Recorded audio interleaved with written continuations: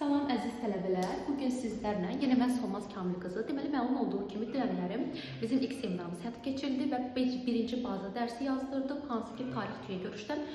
Bu dərs əhatə edir birinci Rus-Qacar müharibəsi, ikinci Rus-Qacar müharibəsi və tariximizdə olan bəzi ilklərlə bağlı. Bu günlərimizdə həmin seminara qoşulmayan tələbələr üçün həmin o dərsi bir daha lövhədə qeyd edəcəm. Zəhmət olmasa önəmli dəyən dəftərinizi, qələminizi açın və dərsi qeyd etməyə başlayaq. Deməli, biz bilirik ki, ümumiyyətlə, birinci Rus-Qacar müharibəsi əhatə edir 1804-1813. İkinci Rus-Qacar müharibəsi əhatə edir 1826-1828-ci ilə. Deməli, birinci Rus-Qacar müharibəsi əhatə edir 1804-1813, ikinci Rus-Qacar müharibəsi əhatə edir 1826-28. Başlayaq biz birincidən. Əziz tələbələr, unutmuruq ki, birinci Rus-Qacar müharibəsi başlanmamış, işğal olan bir dənə xanlığımız var. Həmin xanlıq Gəncə xanlığıdır. Yəni, Gəncə xanlığının işğalı birinci Rus-Qacar müharibəsinin gedişatına aid deyil. Gəncədə danışmışkən, gəlin biz qruplaşdıraq ki, yaxşı, Gəncənin adı dəyişdirməsi ilə bağlı məsələlər gəlin sizdən qruplaşdıraq. Birincisi, Gəncə 1804-də işğal olunur və Gəncənin adı olur Yelizavet Pol. Təzdən Yelizavet Polun yenidən bərpası 1918-dir. Olur yenidən Gəncə, yəni axıncı dövründə olur yenidən Gəncə. Təzdən 1935-də Gəncənin adı bir də dəyişdirilib qoyulur Kirovabad. Təzdən bu Kirovabadın bərpası 1989 30 dekabrda yenidən Gəncə, yəni Kirovabad yenidən Gəncə adlanır. İndi mən sizə desəm ki, Gəncənin Yelizavet Pol olması nə vaxtdır? Cavab 1804. Mən sizə desəm ki, Yelizavet Polun Gəncə olması nə vaxtdır? Cavab 1918. Mən sizə desəm ki, Gəncənin Kirovabad olması nə vaxtdır? Cavab 1935. Mən sizə desəm ki, Kirovabadın yenidən Gəncə olması nə vaxtdır? Cavab 1989 30 dekabr tarixindədir. Deməli, biz öyrəndik ki, Gəncənin işğalı birinci Rus-Qacar müharibəsinin gedişatına aid deyilmiş. 1805-ci il işğalında xanlıqlar qeyd edək. 1805-də Qarabağ, Şəki və Şamaxı. Kürəkçay müqaviləsi bağlayan xanlıqları qeyd edək. Qarabağla Şəki. Kürəkçay. Deməli, Kürəkçay müqaviləsi bağlayan xanlıqlar desə, Qarabağla Şəki, amma 1805-də işğal olunan xanlıq desə, Qarabağ, Şəki, Şamaxını qeyd edəcək. Gələk Kürəkçay müqaviləsinin bəndlərinə. Kürəkçay müqaviləsinə əsasən xanlıq daxildə müstəqildir, xaricdə isə Rusdan asılıdır. Daha sonra bu xanlara, belə deyək, yəni xanlıqlar əbədi olaraq Rusiyanın himayəsinə keçir, əbədi olaraq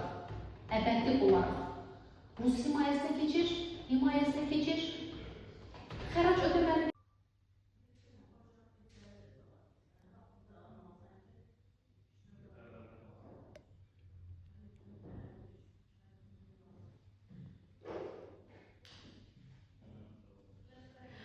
Davam edirik.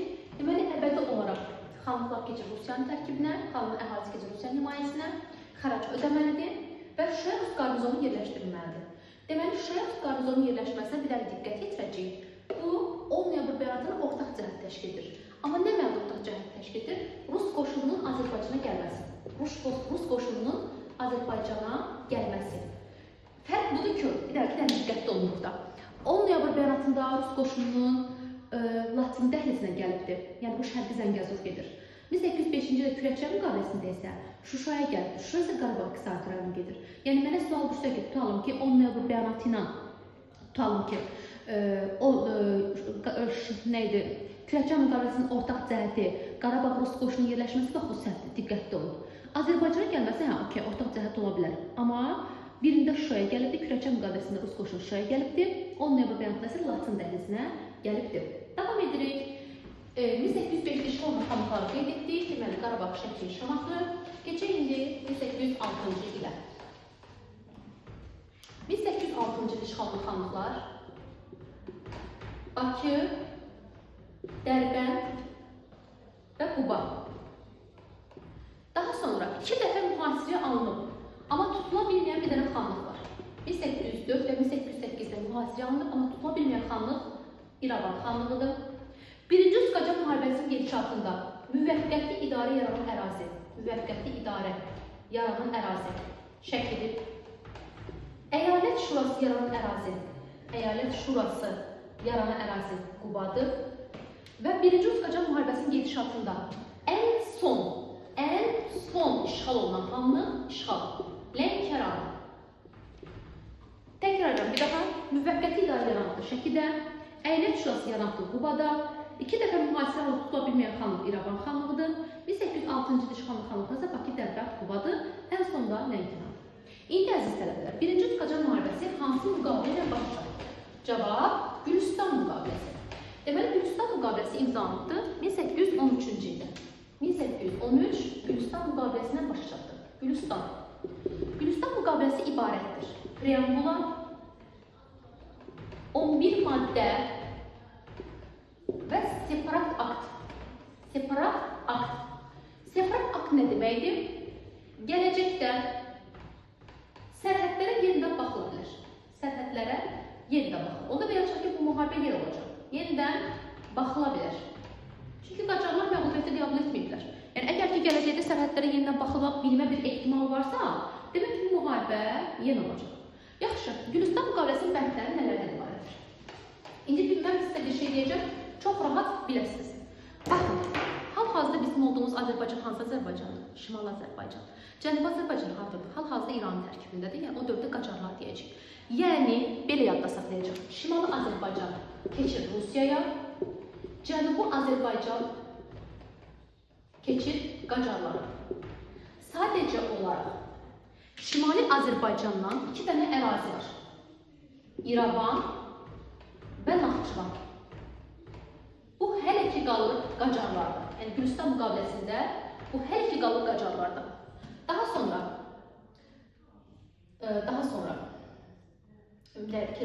diplomatik korpus. Deməli, davam edirik. Deməli, Gülüstan müqaviləsində Şimal Azərbaycan keçir Rusiyaya, Cənubi Azərbaycan keçir Qacarlara. Sadəcə Şimal Azərbaycanda 2 ərazi, İrəvan və Naxçıvan qalır Qacarlarda. Diplomatik korpuslar yaradılmalıdır, tərəflər arasında diplomatik korpuslar. Xəzər dənizində donanma saxlama hüququ yalnız keçir Rusiyaya. Xəzərdə donanma yalnız Rusiyaya. Donanma yalnız Rusiyaya. Və Rus tacirlərinə güzəştlər var. Rus tacirlərinə güzəştlər. Bir də bir yazaq Şərqi Gürcüstan və Dağıstan keçir Rusiyanın tərkibinə. Deməli, bir daha təkrar edirəm. Birinci Rus Qacar müharibəsi başa çatır Gülüstan müqaviləsindən. Gülüstan müqaviləsi ibarətdir. Preambula 11 maddə və separat aktdan ibarətdir. Gülüstan müqaviləsində Şimal Azərbaycan keçir Rusiyaya, Cənubi Azərbaycan keçir Qacarlara. Sadəcə olaraq Şimal Azərbaycana 2 dənə ərazi, hansı ki, İrəvanla Naxçıvan hər iki qalır Qacarlarda. Hər iki tərəfləri diplomatik korpus yaradılmalıydı. Xəzərdə donanma saxlama hüququ yalnız Rusiyaya keçirdi. Rus tacirlərində güzəştlər var idi. Bir də Şərqi Gürcüstan Dağıstan keçir Rusiyanın tərkibinə. Və burada, yəni birinci Rus Qacar müharibəsini başa çatdıran, Rus Qacar müharibəsini başa çatdıran Gülüstan müqaviləsi bağlanan zaman tərcüməçi olan tərcüməçi qeyd edirik. Abbasqulu Ağa Bakıxanov. Qeyd edirik bunda və davam edirik. İndi keçək. Əslində siz bunu kitabdan oxusaq, yəni 10-15 dəfə bir şey oxuyacaqsınız. Amma ancaq ən vacib yerlərə qeyd edirəm, ən vacib yerlər. Keçək indi 2-ci Rus Qacara 3-4 dənə cümlə deyəcəm və dərsinizi yekunlaşdıracaq. 2-ci Rus Qacar müharibəsi əhatə edir 1826-1828-ci illəri. 1826 və 28-ci illəri. 2-ci Rus Qacar müharibəsində 2 dənə qeyd var tutardı. Döyüşsüz tutulan xanlıq, döyüşsüz. Naxçıvan. 2-ci Rus Qacar müharibəsinin gedişatında ən son işğal olunan Şimali Azərbaycan xanlığı bu İrəvandır. Ən son işğal olunan Cənubi Azərbaycan xanlığı isə bu Ərdəbildir. Daha sonra 2-ci Rus Qacar müharibəsində müvəqqəti idarə yaranan ərazi, müvəqqəti idarə. Bu isə Təbrizdir. Deməli, bir daha təkrar edirəm. 2-ci Rus-Qacar müharibəsi əhatə edir 26-28-ci illəri. Döyüşdə tutulan xalq Naxçıvandır.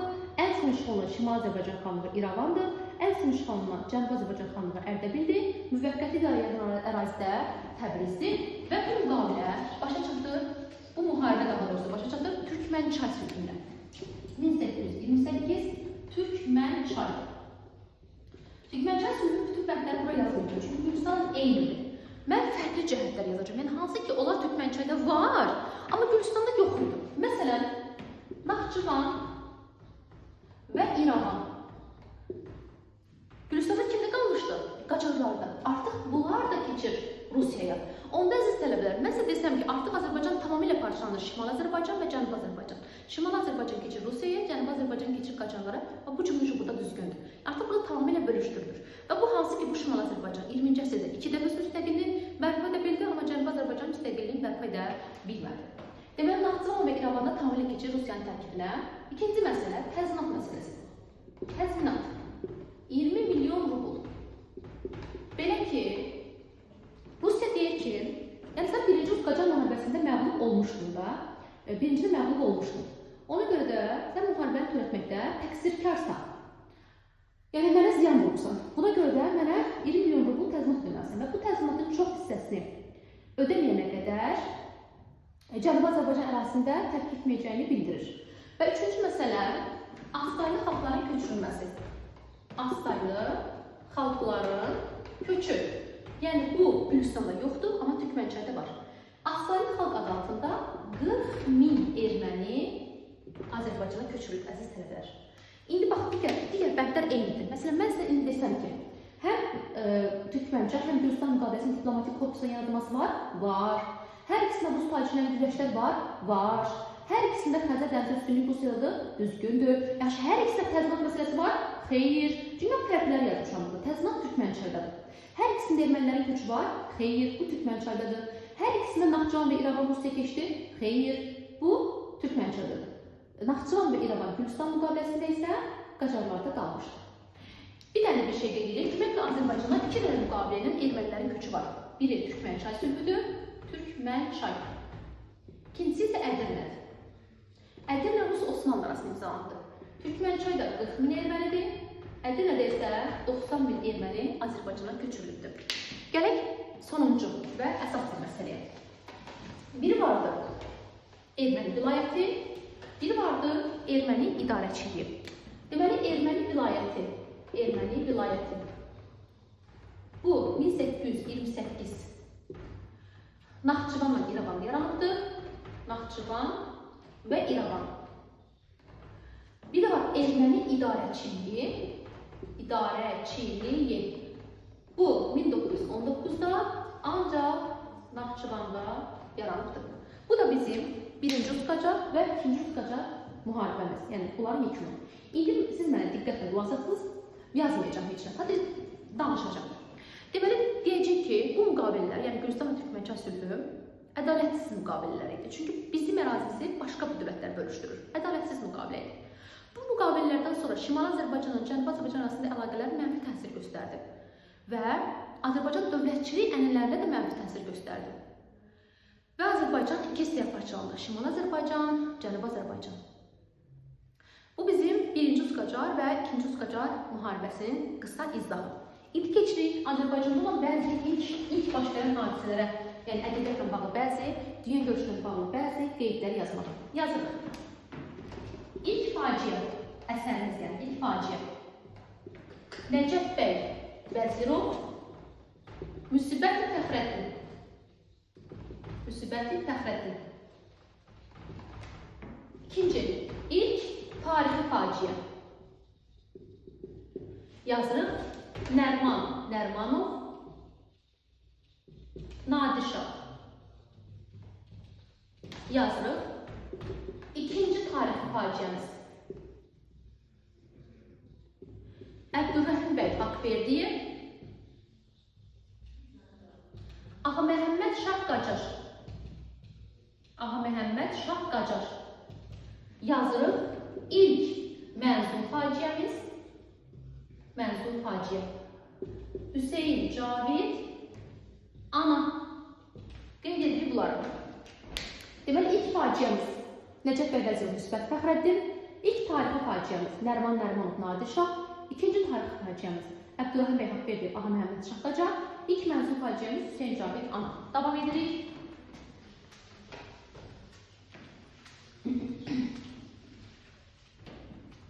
İlk səssiz filmimiz. İlk səssiz film.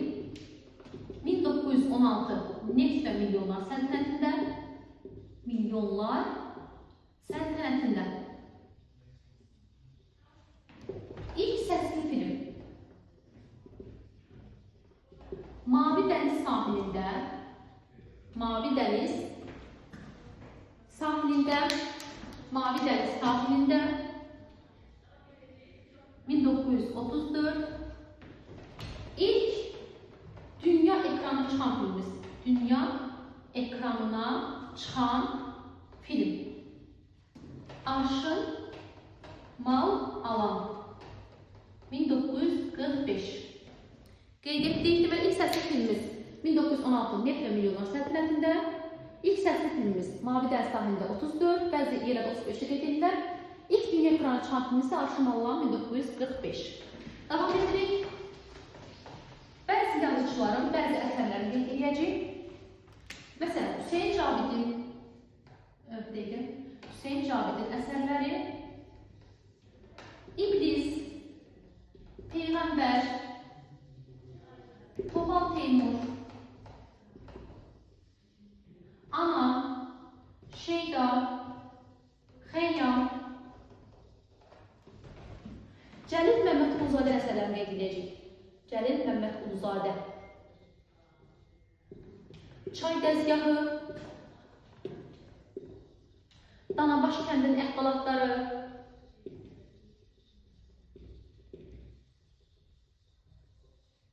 Ölülər, Buz, daha sonra Konsulun arvadı, Proletar şairi. Kimin oldu? Cəlil Məmmədquluzadə. Bir daha təkrarlayıram. Çay dəzgahı, Danabaş kəndinin əhvalatları, Ölülər, Buz, Konsulun arvadı, Proletar şairi, Cəlil Məmmədquluzadə əsərlərdir. İblis, Peyğəmbər, Topal Teymur, Ana, Şeyda, Xəyyam, Hüseyn Cavid əsərlərdir. Topal Teymur Naxçıvan qəbulundan düşən sualdır. Davam edirik.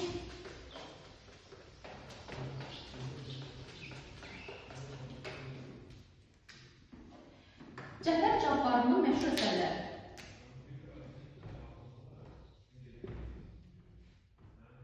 Sevil, Almaz, Oqtay Eloğlu, Od Gəlini,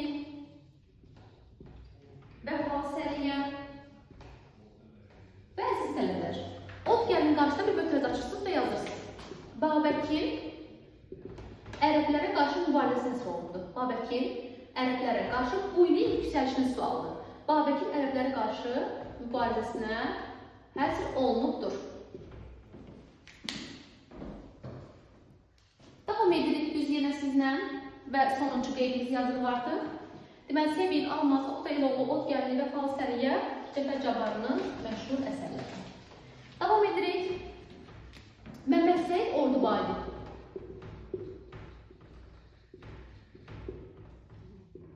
Qılınc və qələm. Qılınc və qələm. Dumanlı Təbriz. Qanlı illər. Qanlı illər qarşısına yenə möhtəz açırsınız, yazırsınız. 1905 soyqırımı həsr olunubdur. Deməli, əziz tələbələr, birinci, yəni baza dərsimiz dediyimiz dərs bu qədər. Yəni, hansı ki biz burada danışdıq, birinci Rus Qacar müharibəsi, ikinci Rus Qacar müharibəsi və bəzi qeydlər yazdırdıq. Çox sizi yormaq istəmədim. Hər dərs qeyd elətdirəcək zaten, hər dərs. Yəni, coğrafiyadan daha çox keçməyə üstünlük verəcəm bu dərslərdə. Birinci bazı dərsini biz yormayalım, motivasiyanızı salmayayım da. Yəni, biraz yüngül olsun dərsimiz. Bundan sonra daha çox şeylər qeyd edəcək. Belə, ümid edirəm ki, sizə yararlı oldu.